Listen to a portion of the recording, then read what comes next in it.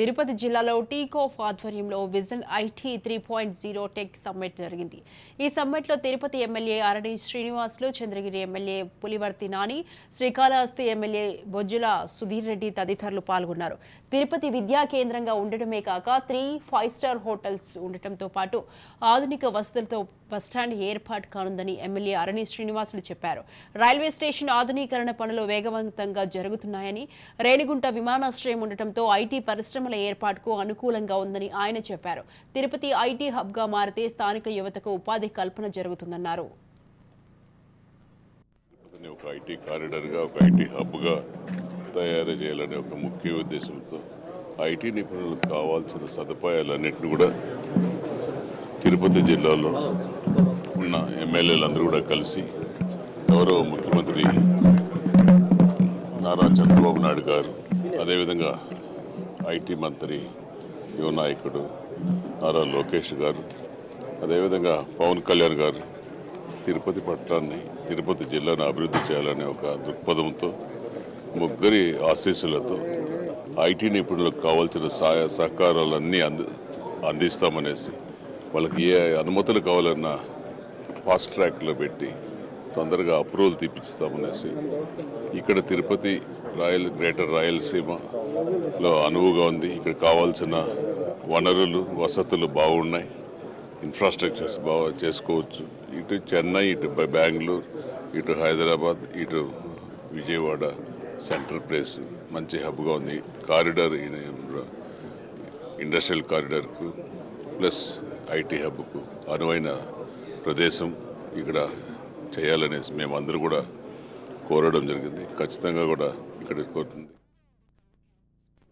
గత 2014 నుంచి 19 వరకు ఉమ్మడి చిత్తూరు జిల్లా ఉండొచ్చు, లేదు తిరుపతి జిల్లాలో కూడా ఏదైనా సెమినార్ జరిగిందో ఒకసారి ఆలోచించండి. ఏదో మొక్కుబడిగా వచ్చి హోటల్లో, తాజ్ హోటల్లో లేదా ఇంకో హోటల్లో ఉండి సెమినార్ చేసి వెళ్ళిపోయి తప్పించి ఈ విధంగా ఐటీ రంగాన్ని పిలిపించి మాట్లాడటం, చేయటం అనేది ఎక్కడైనా జరిగిందో ఒకసారి ఆలోచించాలి. ఈరోజు చంద్రబాబు నాయుడు గారు ముఖ్యమంత్రి అయిన తర్వాత, నారా లోకేష్ బాబు గారు ఐటీ మంత్రి అయిన తర్వాత ఐటీ రంగంకి సంబంధించిన ప్రతి ఒక్క ప్రతినిధులు వారు సొంత దీంతో మేము వచ్చి పెడతామని వచ్చారంటే ఒక నమ్మకం, తెలుగుదేశం పార్టీ పైన నమ్మకం. దానిలో భాగంగా ఈరోజు ఉమ్మడి చిత్తూరు జిల్లాలో గతంలో ఉన్న కంపెనీస్ కానీ, ఇప్పుడు తిరుపతి జిల్లాలో ఉన్న కంపెనీస్ అన్నీ కూడా ఇక్కడ సెమినార్లు పెట్టారు. దానికి ముఖ్య అతిథులకు కూడా సీనన్న గారిని, సోదరుడు సుధీర్ గారిని, మమ్మల్ని కూడా పిలవటం జరిగింది. మేము కూడా వాళ్ళకి చెప్పడం జరిగాం, మా నియోజకవర్గాల్లో పెట్టండి, మీకు కావాల్సింది స్టార్టింగ్ నుంచి లాస్ట్ వరకు ఏది ఉన్నా మేము అందుబాటులో ఉండి మేము చేసి పెడతాం. ఎంత ల్యాండ్ కావాలన్నా అంత. మాకు కావాల్సింది ఎలక్షన్ అప్పుడు బాబు వస్తే జాబ్ ఇస్తామన్న ఒక నినాదంతో వెళ్ళాం. అది మేము ఇచ్చే విధంగా మేము ముందు ఉంటాం మీకు అని చెప్పి కూడా కోరటం జరిగింది. వాళ్ళు కూడా దానికి మాట్లాడి తొందరలో చెప్తా ఉన్నారు. పక్కన ఉన్నటువంటి కాళహస్తి నియోజకంలో చాలా కంపెనీస్ ఉంది కాబట్టి మాకు కూడా కొన్ని చంద్రగిరి నియోజకవర్గం నిమ్మన్న అడగటం జరిగింది. కానీ ఇక్కడ ఏంటంటే వీళ్ళకి ఒక నమ్మకం అంటే చంద్రబాబు నాయుడు గారు, లోకేష్ గారు అదే చెప్పా, వచ్చిన తర్వాత బాబు ఈజ్ బ్యాక్ అని చెప్పా. వాళ్ళందరూ హ్యాపీ ఫీల్ అయ్యారు.